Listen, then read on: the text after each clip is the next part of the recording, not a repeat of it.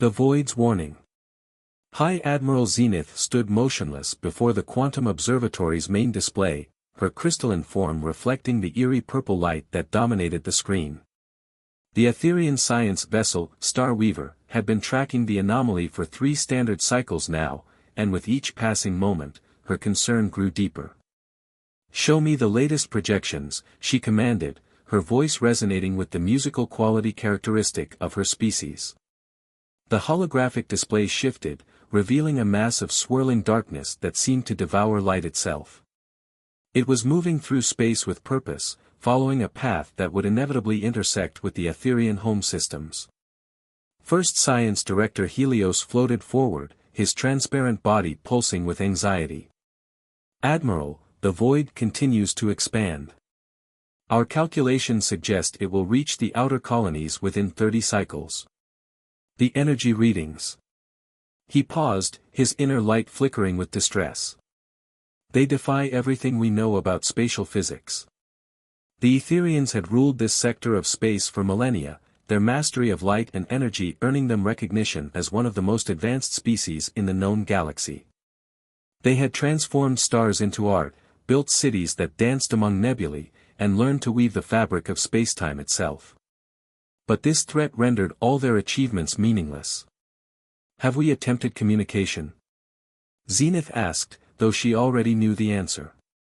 They had tried everything: light signals, quantum entanglement messages, even the ancient radio waves that barely anyone used anymore. "Yes, Admiral. But the void." Helios's form dimmed slightly. "It seems to absorb all our attempts at contact. We've lost 3 probe ships already. They simply disappeared into it." Zenith turned to face the assembled council. Their crystalline bodies, usually brilliant with inner light, seemed dull with worry. The Etherian race had evolved in the upper atmospheres of gas giants, eventually learning to transform their gaseous bodies into living crystal. They were beings of pure energy and light, capable of incredible feats of science and art. But they were also fragile in their own way, their bodies would shatter under too much gravitational pressure. "What about the collective?" asked Council Elder Aurora, her voice trembling like wind chimes in a storm. "Surely the other advanced races." "We've contacted them all," Helios interrupted, projecting a map of known space marked with dozens of negative responses. "The quantum minds can't compute a solution. The stellar weavers say their ships would be crushed. The gas cloud consciousness can't maintain cohesion near it. We're running out of options." Zenith studied the void's projection again, watching as it consumed another star system in the simulation. Then she remembered something, an old report she'd dismissed years ago as too fantastic to be true. "Show me file Earth X-91, she commanded. The display shifted to reveal images of a heavy world that most species would consider hellish: crushing gravity, extreme temperature variations, corrosive atmosphere, and aggressive life forms. But it was the inhabitants that caught everyone's attention. Bipedal beings with dense muscle mass and internal skeletons, evolved to survive in conditions that would destroy most sentient species. "Deathworlders," Aurora whispered, her crystal form vibrating with a mixture of fear and fascination. "Humans," Zenith corrected. "They're called humans. And they might be our only hope." She moved closer to the display, studying the beings who looked so alien to her crystalline form. "Their world has nearly 6 times the gravity of our preferred environments. They evolved under pressures that would shatter us instantly. But they're—" Helios struggled to find the right words. "They're so primitive. Their civilization is barely spacefaring by our standards." "Perhaps," Zenith agreed. "But they possess something we lack. They're built to endure what we cannot. Our science is advanced, yes, but this void, it requires more than just technology. It requires beings who can physically withstand forces that would destroy us." The council chamber fell silent as the implications sank in. The proudest, most advanced race in this sector of space would have to ask for help from a species that had barely reached the stars. "Send the message," Zenith commanded finally. On all frequencies, in all formats. Tell them. She paused, her crystalline form pulsing with determined light. Tell them that the fate of multiple civilizations rests in their hands. And pray they're as capable as our studies suggest. As the message was encoded and sent toward the distant planet Earth, Zenith watched the void continuing its inexorable advance. The Etherians had built their civilization on the manipulation of light and energy, on beauty and knowledge. Perhaps now they needed those who had built theirs on surviving the unsurvivable. The message traveled through space, carrying with it the hopes of an entire civilization. To the inhabitants of Earth, we need your help. Only those who have evolved in the crucible of a death world can save us now. Warriors from the heavy world. Commander Rajesh Patel stood at the bridge of the UES Ironclad, reading the alien distress message for the 20th time. After humanity's first contact with the Etherians 12 hours ago, Earth's Combined Space Command had scrambled to assemble their best heavy world operation team. As a veteran of deep space missions and someone who'd grown up in the high-gravity colonies of Titan, Patel was the natural choice to lead this unprecedented mission. Final system checks complete, Commander, reported Lieutenant Kira Yoshida from her station, her compact frame and dense musculature typical of heavy world humans. Hull integrity at 100%, gravitational compensation systems running at peak efficiency. Patel nodded, studying the holographic display showing their destination. The Etherian home system looked like something out of a fantasy, cities made of living crystal floating in the upper atmospheres of gas giants, structures that seemed to be built from solid light and technology that appeared to defy the laws of physics. "What's our ETA to the anomaly?" he asked, turning to his navigation officer, James Rodriguez, whose dark skin gleamed under the bridge's harsh lighting. 3 hours at current speed, sir. The Etherian quantum corridors are impressive. We've covered more distance in the last hour than we normally would in a month. The bridge crew worked with practiced efficiency, but Patel could sense their underlying excitement. Humanity had dreamed of first contact for centuries, though no one had expected it to come in the form of a desperate plea for help. The fact that their supposedly primitive civilization was the last hope for an advanced alien species carried a certain irony that wasn't lost on anyone. "Commander," called out Dr. Fatima Hassan, their xenobiologist and first contact specialist. "You should see this data the Etherians just sent. Their bodies, they're essentially living crystal lattices containing organized energy patterns. Their normal operating environment would feel like 0G to us. Which explains why they can't handle this void thing," Rodriguez added. "Anything with significant gravitational force would literally tear them apart." Patel moved to the central tactical display, where the void was represented as a massive purple sphere of nothingness. The readings were unlike anything they'd encountered before, a space-time anomaly that seemed to generate impossible levels of gravitational force while consuming everything in its path. "Status report on the assault suits," he commanded. Lieutenant Yoshida pulled up the relevant data. "Mark 7 heavy environmental combat suits are prepped and ready, sir. We've incorporated the Etherian quantum shielding technology they transmitted. It should give us an extra layer of protection against the gravitational forces." The Mark 7 suits were humanity's pride, powered exoskeletons designed to let humans operate in environments up to 30 times Earth's gravity. They were originally created for mining operations on heavy worlds, but they'd proven equally valuable for military applications. "Incoming transmission from the Etherian flagship, sir," announced Communications Officer Wei Chen, her fingers dancing over the holographic controls. The main screen flickered to life, revealing High Admiral Zenith.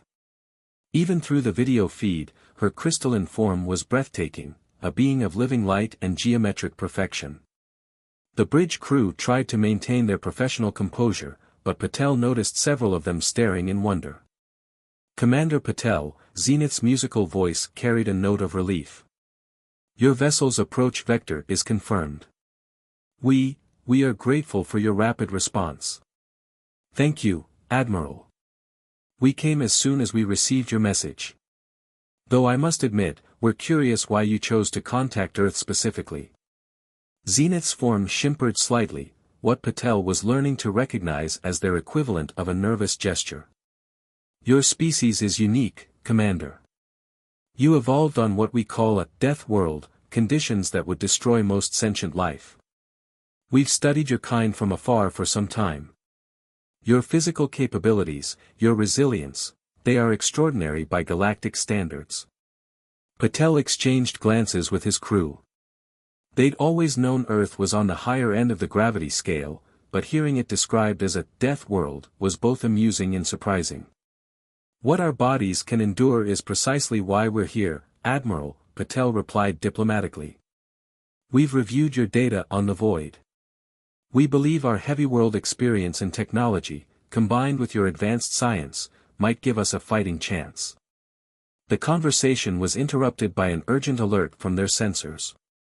The void had suddenly accelerated, its purple mass expanding at an impossible rate. Admiral, Patel's voice turned sharp with urgency. That thing's speed just doubled.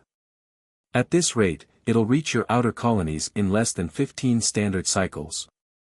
Zenith's crystalline form pulsed with obvious distress. Impossible. Our calculations suggested we had more time. Time's just become a luxury we don't have, Patel declared, already formulating a new plan. Admiral, we need to begin immediate preparations.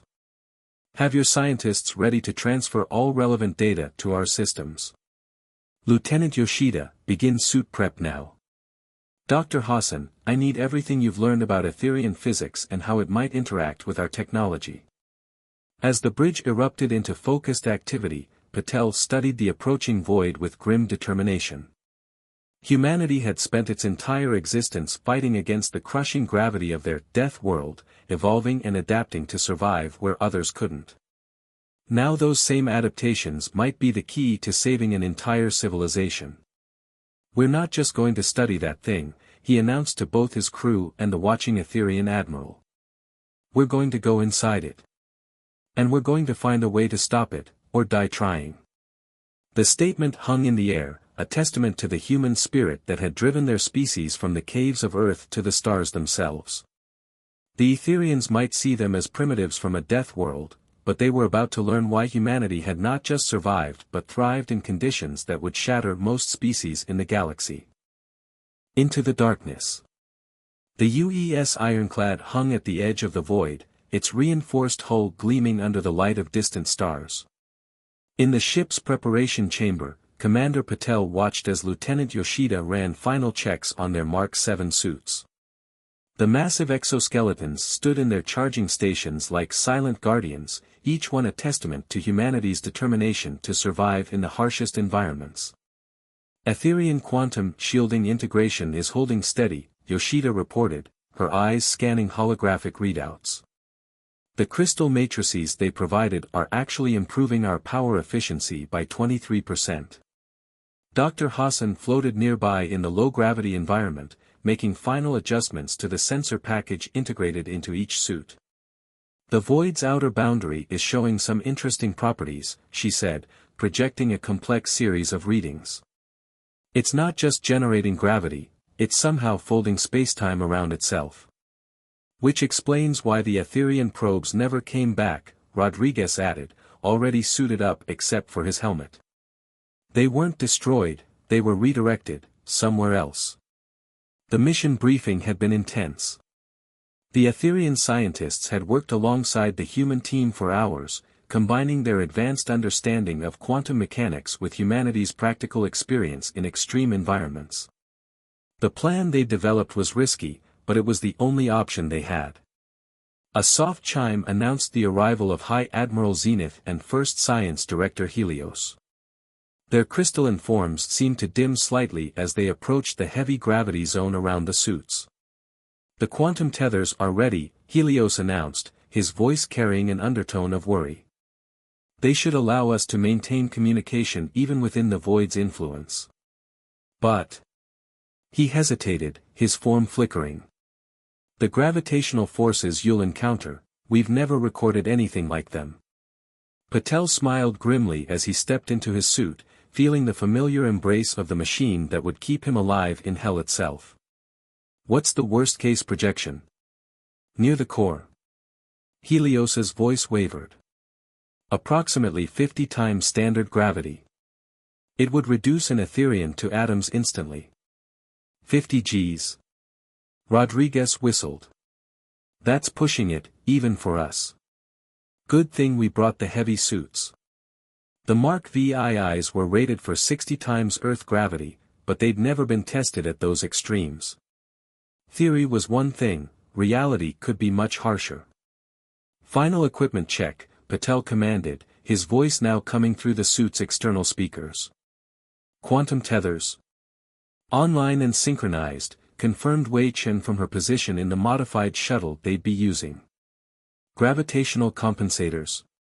Running at 100%, Yoshida reported. Backup system standing by. Sensor package. All green, Hassan replied. The Etherean quantum trackers are perfectly integrated. Admiral Zenith moved forward, her crystalline form pulsing with what they'd learned to recognize as deep emotion. Commander, your willingness to risk yourselves, we have no words to express our gratitude. Patel's helmeted head turned toward the alien admiral.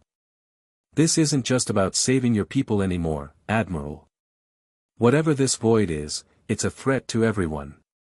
If it can consume your civilization, Earth could be next.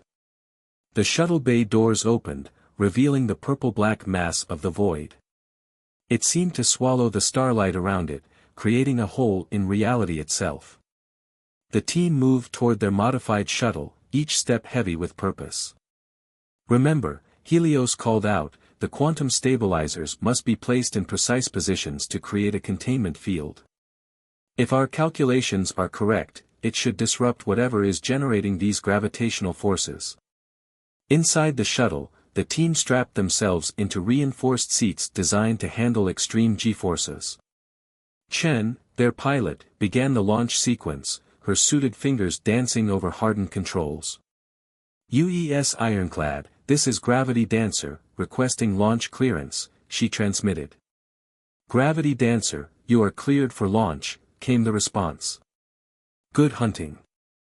The shuttle detached from the Ironclad, its enhanced engines pushing them toward the void. As they approached, their instruments began to fluctuate wildly.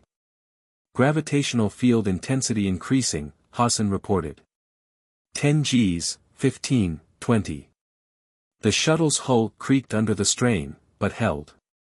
The humans felt the pressure even through their suits, their bodies conditioned by evolution and training to withstand forces that would kill most species instantly. First quantum stabilizer prepped for deployment, Yoshida announced, monitoring the device that looked tiny compared to their massive suits but contained enough power to warp spacetime itself. As they penetrated the outer boundary of the void, all external light vanished. The shuttle's powerful spotlights seemed to extend only a few meters before being swallowed by the darkness. Gravity increasing exponentially, Hassan's voice was strained. 30 Gs and climbing. These readings, they're not natural. There's a pattern to them. Patel felt the crushing pressure even through his suit's protection. Every movement required intense effort, every breath was a conscious act of will. But this was what humans did best, survive where nothing should survive, push forward when physics itself said to turn back. Pattern? He managed to ask. What kind of pattern? Before Hassan could answer, something massive moved in the darkness ahead of them. The shuttle's sensors screamed warnings as a gravitational wave unlike anything they'd encountered slammed into them. Brace for impact. Chen shouted, fighting with the controls. The shuttle tumbled in the impossible space, its engines howling as they fought against forces that shouldn't exist. Through the chaos, Patel caught a glimpse of something through the view screen, a structure of some kind, geometric and precise, floating in what should have been empty void. By all the stars, Hassan whispered, her voice filled with shock. This isn't a natural phenomenon at all. It's. Another gravitational wave hit them, harder than the first, and the shuttle systems began to fail one by one. As emergency alarms blared and the darkness pressed in around them, Patel realized they'd stumbled onto something far more terrifying than a mere spatial anomaly. They weren't just fighting against gravity anymore. They were fighting against something that knew they were there. And it was fighting back. The enemy within.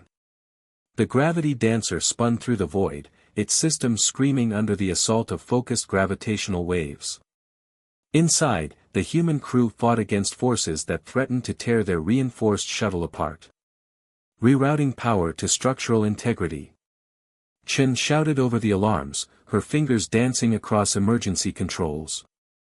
Even in her heavy suit, the gravitational forces made each movement a battle of will against physics. Multiple contacts. Hassan's voice was strained as she read the sensor data. The structure we saw, it's not alone. There's an entire facility in here. Through the shuttle's viewports, massive geometric shapes became visible in their spotlights, crystalline structures that seemed to float in the darkness, connected by beams of pure gravitational force. It was like discovering a city built in the heart of a black hole. 45 Gs and holding, Rodriguez reported, his voice tight with effort. Whatever's generating these gravity waves, it's doing it deliberately. They're trying to crush us. Commander Patel activated the quantum tether, establishing a connection back to the ironclad. Hi Admiral, are you receiving these images? Zenith's voice came through, distorted but clear enough, by the first light, those structures. They're predecessor technology. Predecessors? Patel grunted as another gravitational wave hit them. An ancient species, Helios cut in, his voice filled with horror.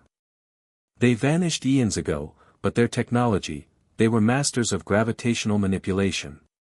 We thought they were myths. A new voice suddenly filled their communications, deep, resonant, and utterly alien. Your arrival was predicted, creatures of the heavy world. Though we did not expect you to survive this long. The shuttle's external cameras caught movement in the void. A massive form emerged from the darkness, a being that seemed to be made of living gravitational fields, its body a swirling vortex of spacetime itself. I am Observer 9, the entity announced. Last of the predecessor monitor core. You have entered a harvest zone. Interference will not be tolerated. Harvest zone. Hassan whispered, her sensors going wild as she scanned the entity. Commander, the void, it's not destroying systems. It's consuming them. Converting entire civilizations into energy. The truth hit them like a physical blow. The predecessors hadn't vanished, they'd evolved, transformed themselves into beings of pure gravitational energy. And now they were harvesting younger civilizations to fuel their ascension. Your species intrigues us, Observer 9 continued. You survive conditions that should be impossible. Perhaps you too could be worthy of ascension, rather than mere harvesting. By murdering billions? Patel's voice was cold with fury. That's not ascension, it's genocide. The entity's form rippled, generating waves of gravitational distortion that made their suit's warning systems scream. Your understanding is irrelevant. The harvest will continue. Though. There was something like amusement in its voice, your resistance will provide valuable data. Multiple gravitational beams suddenly locked onto the shuttle, beginning to tear it apart piece by piece. But Patel had been waiting for this moment. Now, Yoshida. Lieutenant Yoshida slammed her hand down on a control panel. The quantum stabilizer they'd brought, modified with Etherian technology, activated. A bubble of stable spacetime formed around their shuttle, pushing back against the predecessor's attack. Impossible. Observer 9's voice held surprise for the first time. You've weaponized quantum field manipulation. Courtesy of the Etherians, Rodriguez grinned inside his helmet. Turns out combining their science with our survival instincts makes for some interesting results. The entity launched another attack, but the humans were ready. They'd spent their entire existence fighting against gravity itself, this was just another battle in that endless war. Chen, full power to engines. Patel commanded. Hassan, map those structures. Rodriguez, Yoshida, prepare the remaining stabilizers. We're going to show this thing why you don't underestimate Deathworlders. The gravity dancer shot forward, its quantum shields holding against forces that should have torn it into atoms. Inside, the human crew worked with desperate efficiency, their bodies and technology pushing the very limits of what should be possible. Through their quantum tether, Admiral Zenith watched in amazement as these beings from a death world fought against one of the most powerful entities in known space. The Etherians had thought themselves advanced, but they were witnessing something extraordinary, the combination of their refined technology with humanity's raw determination to survive against all odds. Observer 9's voice boomed through space itself, your resistance is fascinating but futile. The harvest must continue. The ascension cannot be stopped. Watch us, Patel replied, his voice hard as the gravity that had forged his species. Humanity evolved in what you'd call impossible conditions. We survived an environment that should have crushed us. And now we're going to show you exactly what Deathworlders can do when we decide something needs to stop. The battle was far from over, but for the first time since the void had appeared, there was hope. In the heart of an artificial gravity well that could crush stars, humans and Etherians together were about to demonstrate why diversity, of biology, of technology, of thought, was the true path to advancement. Strength in differences. The void churned with gravitational storms as the gravity dancer weaved through the predecessor complex. Observer 9's attacks had become relentless, each blast of focused gravity threatening to overwhelm their quantum shields. But the human crew refused to yield. Status on the stabilizer network. Patel demanded, his suit's servos whining as they fought against the crushing forces surrounding them. 3 nodes placed, Yoshida reported, her voice strained but determined. We need to position 2 more to complete the containment field. But these gravity waves. She was cut off as another blast rocked the shuttle. Through their quantum tether, Admiral Zenith's voice came through, Commander, we're detecting massive energy buildups within the void. The predecessor is preparing something. It's accelerating the harvest, Hassan announced, her sensors painting a horrifying picture. The gravitational forces are intensifying across the entire region. At this rate, the Etherian colonies will be consumed within hours. Observer 9's form manifested before them, a swirling maelstrom of distorted spacetime. Your resistance exceeds predicted parameters, Deathworlders. But it changes nothing. The harvest is the path to ascension. It has been this way for eons. There's always another way, Patel countered, watching as Chen masterfully piloted them through another barrage of gravity waves. Evolution doesn't demand the destruction of others. You understand nothing, the entity's voice reverberated through their bones. We transcended physical form by harvesting countless civilizations. Their energy fuels our ascension. It is the natural order. Rodriguez's voice suddenly cut through the tension, Commander. I'm detecting fluctuations in their gravity field generation. Every time they attack, there's a microsecond vulnerability in their defenses. Hassan's fingers flew over her sensor controls. He's right. The predecessor's control over gravity isn't absolute, they have to momentarily weaken one area to strengthen another. It's like they're still bound by conservation of energy. Patel's mind raced. The predecessors might have transcended physical form, but they were still bound by the fundamental laws of physics. They weren't gods, they were just beings using incredibly advanced technology. Admiral Zenith, he called through the quantum tether. Your people understand quantum field manipulation better than anyone. If we give you targeting data, can you calculate exactly where their field will be weakest? Yes, but... Zenith's voice wavered. You'd need to get dangerously close to place the final stabilizers. The gravitational forces that close to the entity will be around 60 Gs, Hassan finished. Right at the theoretical limit of our suits. A moment of silence fell over the calm channel. 60 times Earth's gravity, forces that would crush most spacecraft into atoms. Forces that humans had specifically designed their technology to withstand. We didn't come this far to back down now, Patel declared. Chen, plot an intercept course. Yoshida, prep the stabilizers. Rodriguez, coordinate with the Etherians for targeting data. Hassan, I need you to. Another gravity wave slammed into them, stronger than any before. Warning lights flooded the cabin as the shuttle's structural integrity began to fail. Hull breach in engineering. Chen shouted. We're losing power to the quantum shields. Observer 9's voice held a note of triumph. Your physical forms betray you, as they betray all corporeal beings. Accept your place in the harvest. But in that moment, something extraordinary happened. Through the quantum tether, Etherian energy began to flow. The crystalline beings were channeling their own life force into the human shields, their mastery of quantum fields reinforcing the failing technology. We stand together, Zenith's voice rang clear despite the strain. Your strength is now our strength. Patel felt the ship stabilize as Etherian energy merged with human engineering.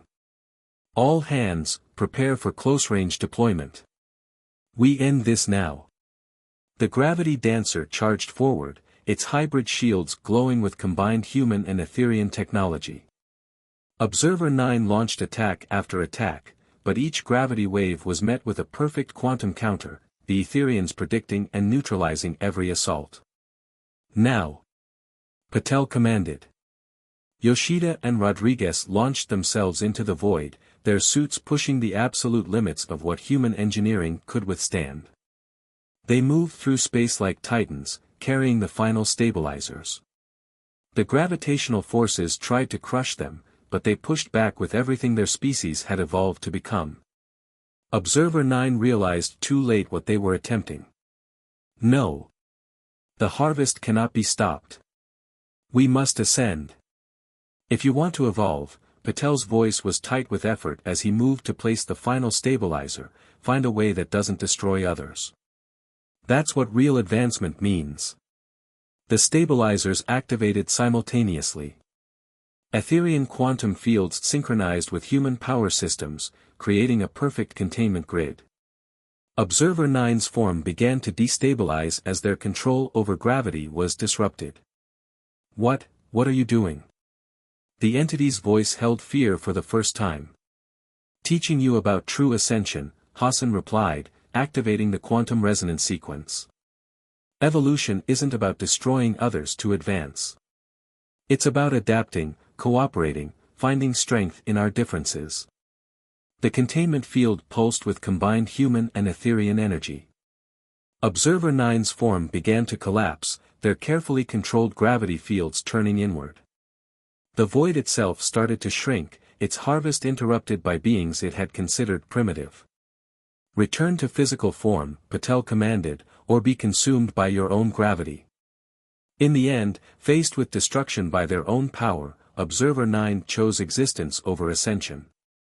Their form compressed, solidified, returning to a physical state that could exist without consuming others. The void dissipated, leaving behind a small, crystalline object, the compressed form of an ancient being who had forgotten that evolution could mean more than destruction. As the human crew limped their damaged shuttle back to the ironclad, Admiral Zenith's voice carried a new tone, not just respect, but understanding. You've taught us all something today, she said. We thought our advancement came from mastering energy and light. You showed us that true strength comes from facing impossible odds together. Patel looked at his exhausted but triumphant crew. Humans from a death world and crystalline beings of pure energy, working together to defeat something that had threatened them all. Perhaps that was the real path to advancement, not transcending physical form, but transcending the limitations of working alone. That's the thing about evolution, he replied, watching as the stars became visible again outside their viewport. The most successful species aren't always the strongest or most advanced. They're the ones who learn to adapt and work together. even if they come from different worlds. The void was gone, and in its place, a new understanding had formed between two very different species. The humans had proved that being from a death world didn't just mean having the strength to survive, it meant having the wisdom to know when to share that strength with others.